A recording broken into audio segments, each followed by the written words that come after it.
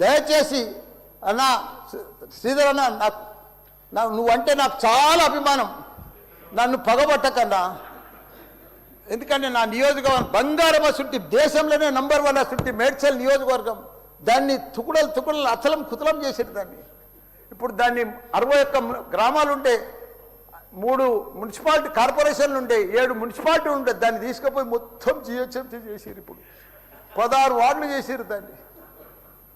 ఒక మోరీలు లేవు, రోడ్లు లేవు, డ్రైనేజీలు లేవు, కరెంట్ స్తంభాలు లేవు, ఏమీ లేదు. ఇంకా మారుమూలు గ్రామాలే ఉన్నాయి, పెంకిటిల్లే ఉన్నాయి. దాన్ని తీసుకుపోయి జిహెచ్ఎంసీలో కలిపారు. హైదరాబాద్ మస్తు డెవలప్ అయింది. కానీ నా జిహెచ్ఎంసీలో దాంట్లో కలిపినప్పుడు దయచేసి స్పెషల్ కేటగిరీ కింద జిహెచ్ఎంసీ చెత్త అంతా ఆడికే వస్తుంది. దాన్ని ఒకటి క్లీన్ చేసి మీకు దండం పెడతా. ఎందుకంటే అక్కడ నేను ఉండలేకపోతున్నా. నేను ఎందుకు వస్తున్నా, ఎందుకు గెలిచినరా ఇక్కడి నుంచి అని భరించలేకపోతున్నా నేను.